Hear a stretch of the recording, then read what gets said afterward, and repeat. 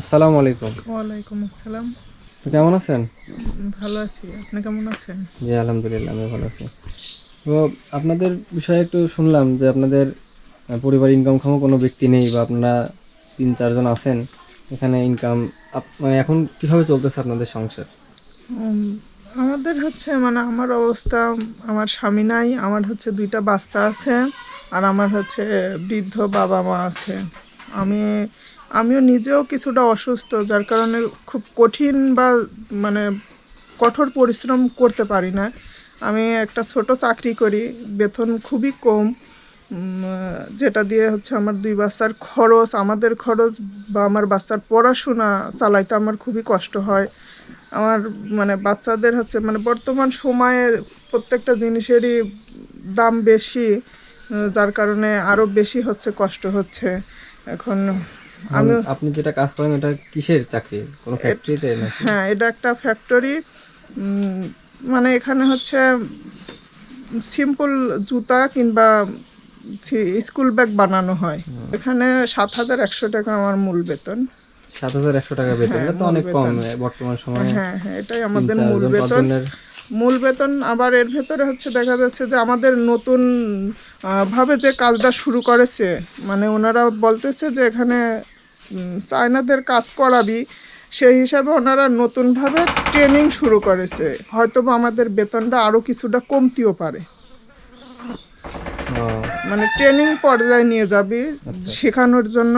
আহ, যদি শেখায়, এখনও সেটা আমাদের বলে নাই, মানে ধারণা করতেছে, কিংবা আমাদের সুপারভাইজার মানে আমাদের পাশাপাশি যারা আছে তারা আমাদেরকে বলতেছে ওইভাবে এমন যে হতে পারে। হতে পারে।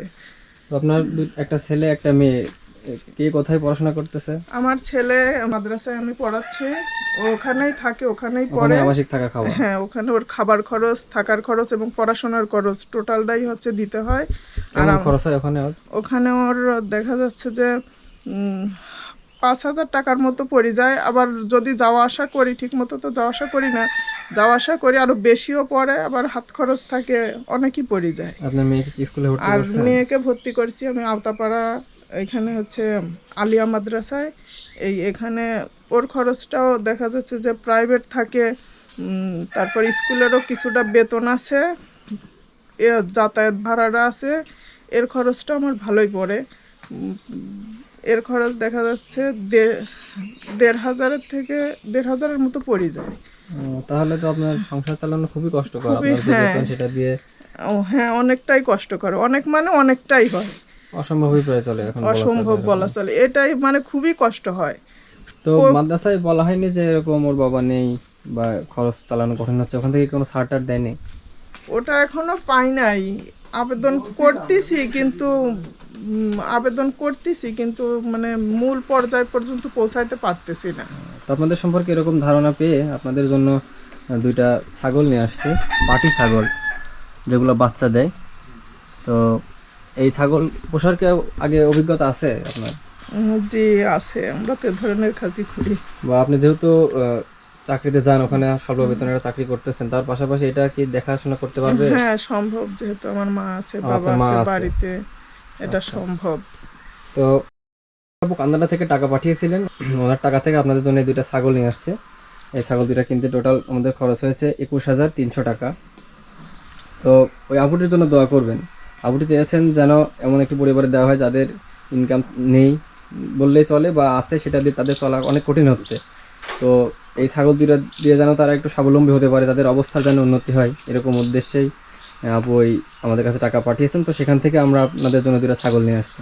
আপুকে অনেক ধন্যবাদ। আর আপুর মানে বলতে চাচ্ছি যে আমাদের মতো লোকের জন্য আপু হচ্ছে অনেকটাই করেছে, এবং আপুর কাছে আরও আশা করব যাতে আপুও ভালো থাকে, আপুর এই কাজটা যেন আপু আরও অনেক দিন চালায় যাইতে পারে, দীর্ঘদিন পারে, যাতে আমরাও হচ্ছে ভালো থাকতে পারি।